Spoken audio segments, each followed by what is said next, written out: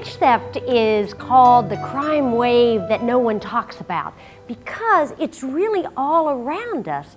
So there's workers not paid the minimum wage, not paid overtime, misclassified as independent contractors, they don't get all their tips, they get laid off and they don't get their last paycheck, or for some workers they work all day and they don't get paid at all.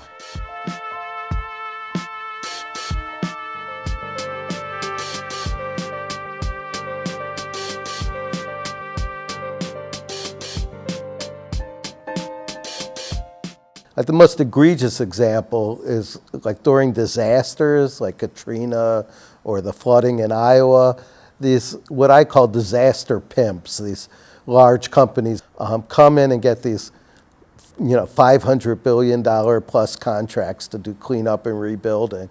They come in and they let it out to subcontractors. These subcontractors recruit immigrant workers and then they have them work 3 weeks, 4 weeks, they promise they'll get paid, and then they call the immigration authorities on themselves so the workers scatter. We're already not paid enough for the work that we perform. The minimum wage is a substandard wage, it's a substandard minimum. And even with that, we can't guarantee that we even receive those wages. So much so that on any given week in our worker center, we might hear from 30, 50 workers reporting that they are not getting paid. I'm here again because my employer didn't pay me. I was working and 3 consecutive pay checks were not given to me.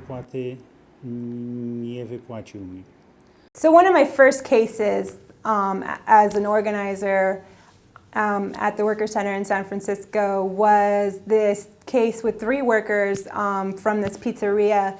And the woman that came to me first had been working at this pizzeria for about 6 months, and when we talked a little bit about her claim, it was no overtime, it was no breaks, no meal periods, she was getting paid in cash, she wasn't getting paid the minimum wage. And I think one of the most astounding things about this case was that she had only worked there for 6 months, but when the calculations were finished, she'd been owed $7,000. Here in Cook County, in which the city of Chicago is a part of, over $7.3 million is estimated to be stolen from workers every single week. That's $7.3 million in a single week in a single county in the United States. It's just something that is so easy for employers to just steal from their workers because everybody else does, and it makes it normal.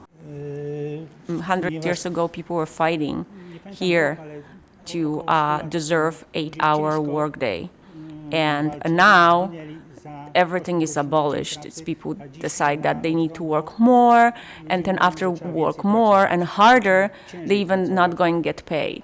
So it just doesn't make sense. This is the main reason why we should talk about this. We should realize that we are going back. The first line of defense is education, but secondly, it's to organize, and that's to directly confront and directly negotiate with employers who are breaking the law. And so that involves talking to coworkers, it involves knowing what the risks are and taking those risks, because when you stop your employer from abusing you, you're going to stop them from abusing your coworker or the next person who's going to get employed. Community groups can't solve this issue on their own. The Department of Labor can't solve this issue on its own. Lawyers can't solve this issue on their own. Workers can't solve this issue on their own. We need to come together and form a collaborative approach where everybody working together strategically solves this problem.